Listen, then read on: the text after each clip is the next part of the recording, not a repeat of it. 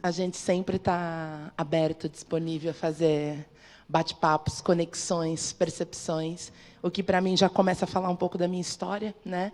Que para mim a aprendizagem é um ciclo infinito. O quanto que a gente consegue compartilhar, se entregar e entregar para o mundo, para as pessoas, para a sociedade como um todo. Então, o meu objetivo aqui é fazer um bate-papo mesmo, contar um pouquinho para vocês em relação ao case que a gente construiu, mas vou começar contando a minha história, né? Quem que é a Michele?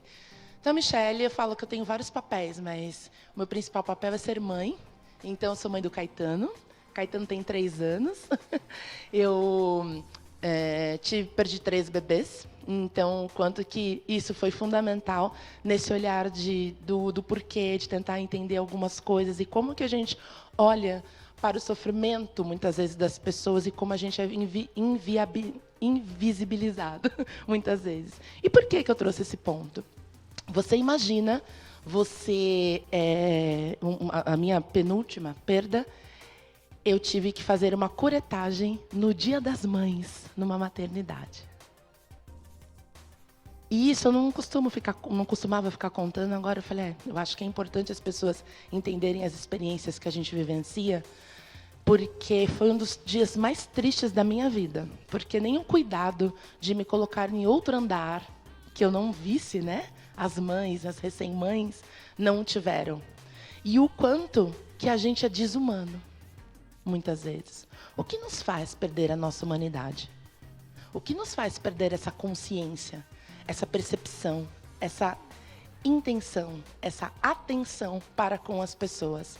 A gente pode querer entregar o que a gente quiser fazer, mas as pessoas que fazem, que pensam, que desenvolvem, que conectam, que compartilham, que fazem as coisas acontecerem. E aí, contando de mim, sou psicóloga, sou formada em gestão de projetos, tenho formação em coaching, mas não atuo. E aí, das minhas experiências, eu passei por algumas multinacionais. Meu estágio foi lá no Banco Santander, passei por TAM Linhas Aéreas, Banco Safra, consultoria Aferolave, que eu falei das parceiras que estão aqui também, dentre outras empresas. E nos últimos 2 anos eu estava no Carreira Preta, que foi a consultoria que eu decidi fundar. Justamente porque, olhando toda a minha carreira em recursos humanos, que é um nome também que não é legal, porque as pessoas não são recursos, né, literalmente. A gente tem que parar de olhar as pessoas como número, e sim como pessoas. Então, minha trajetória em gestão e pessoas são de aí quase 15 anos. Eu resolvi abrir o Carreira Preta. Em que sentido? Depois de tantas discussões sobre como que as pessoas estão dentro da empresa, como que essa relação que as pessoas têm dentro da empresa, como que a gente enxerga as pessoas dentro da empresa. E, principalmente, a gente tem projetos incríveis de atração de talentos, de desenvolvimento, de performance, mas a gente está conversando, atraindo quem? Teve um momento da minha vida em que eu passei por várias áreas na área de gestão de pessoas, em que eu não conseguia fazer a contratação. E aí eu falo dos iguais a mim, enquanto mulher negra, né? Programa de trainee, nunca eram aprovados. Determinados programas de estágio, nunca eram aprovados. E aquilo começou a fazer alguns questionamentos, a trazer questionamentos internos.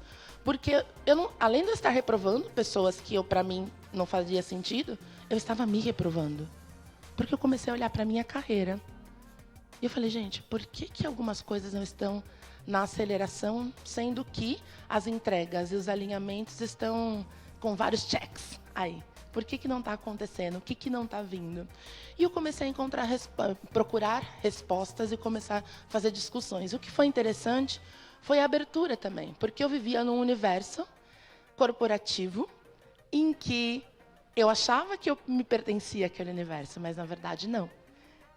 Então, era uma pessoa que super alisava o meu cabelo. Eu amo tênis e conforto, e eu não andava de tênis, porque eu me colocava num lugar em que eu precisava ser aceita a partir da percepção da outra pessoa. E isso, por muitas vezes, fez que eu trabalhasse 2, 3, 4, 5 vezes mais. Porque para a gente performar dentro de uma empresa, dentro de uma consultoria, dentro de uma startup, dentro do ecossistema, a gente precisa ser e pertencer. E isso é fundamental. E aí, depois dos meus 30 anos, e hoje eu tenho 40, eu me descobri uma mulher negra. E a partir dessa minha descoberta, eu falei que eu fui florescendo, eu fui entendendo quais que eram os meus reais potenciais e como que eu podia pegar todo o conhecimento, a trajetória que eu tinha e articular para que outras pessoas pudessem também florescer junto comigo. Porque o fato é que 56% da população é negra, fora os demais recortes, quando a gente fala de grupos minorizados dentro da diversidade. E essas pessoas não eram vistas, benquistas, ou olhadas como ponto de desenvolvimento dentro das organizações. E sabe o que é o mais interessante? Eu me apaixonei pela questão de inovação, de querer mudar. Por quê? Porque eu sempre vivi nessa costura, nessa questão do jeitinho, de como ir adaptando, de como fazer uma reunião que as pessoas me percebessem, como que eu tinha que fazer um PowerPoint diferente, quais eram as palavras que eu tinha que escolher para fazer determinados alinhamentos. Gente, eu fazia as reuniões com os presidentes e com o conselho para fazer avaliação de performance dos principais executivos da companhia. Mas depois eu não estava pronta para sentar e tomar decisões para determinadas cadeiras. Não fazia sentido. E aquele custo era altíssimo para mim. Eu entendi, quando eu comecei a ler mais, entender mais o que era inovação, que eu fazia inovação todos os dias. Só que aí a gente vem muito, e eu me arrisco a falar, vocês são super especialistas em inovação. Olha que não sou eu aqui a especialista, mas o quanto que esse olhar da diversidade e a nossa ação intencional e consciente para a inclusão e equidade faz com que a inovação acelere e aconteça. Porque quando a gente olha para a diversidade, as pessoas, elas já nascem a partir de um contexto e de um ecossistema que ela precisa dar um jeito todos os dias para as coisas acontecerem. É como se fosse... A gente fala muito de capabilities do futuro, né? A gente já tem as pessoas aqui, quando a gente olha para a nossa economia. Mas quais são as nossas escolhas, a nossa rotina? Como que a gente olha para isso? Depois com 2 anos de carreira preta, surgiu 1, 2, 3, acho que foram 6 bate-papos com a Ambev, quando eles fizeram o convite. E como diz muito bem meu marido, eu sou um bichinho organizacional, eu adoro trabalhar em empresa, eu adorei o desafio, topei e fui. E por quê? Como eu disse, eu sou psicóloga, e eu não sou uma psicóloga clínica por opção, porque eu tenho uma máxima que eu, inclusive, sempre revisito, que a mesma 1 hora que eu estou com uma pessoa, é 1 hora que eu posso estar com mais. E hoje eu sou responsável por 32 mil pessoas dentro da companhia. Como que eu posso, entendendo o potencial de uma empresa como a Ambev, desenhar projetos, programas, ações, influenciar comportamentos, percepções, atitudes que façam com que a gente, além de dizer que, putz, a gente faz inovação, a gente está estudando, a gente realmente olhe para as pessoas e encare de fato o que a gente tem de cenário social. Porque por mais a gente pode fazer uma entrega assim, absolutamente incrível. Para quantas pessoas eu impactei? Para onde a gente está indo? O quanto que a gente está olhando para esse futuro? Isso é fundamental. E aí, trago para vocês o case que fui convidada a trazer. Eu vou falando, né, gente? Se alguém quiser me interromper, fique à vontade, perguntar alguma coisa. Mas trago para vocês o case da Ambev, que...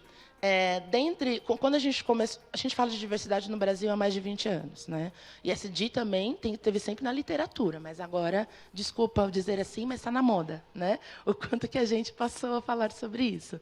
Então, as pessoas falam, vamos contratar, trazer representatividade para dentro da corporação, para dentro das empresas, como que as pessoas com deficiência, as pessoas negras, vamos trazê-las. Como que essas pessoas vivem dentro das empresas? Quais são, de fato, as oportunidades? Como elas estão engajadas, motivadas? Os meus modelos dentro da empresa estão conectados e adaptados a essa diversidade que eu estou trazendo?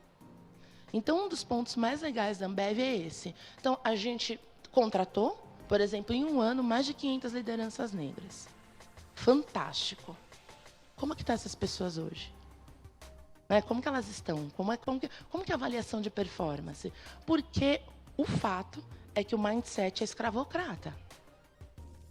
A pessoa negra vai trabalhar mais que uma pessoa não negra.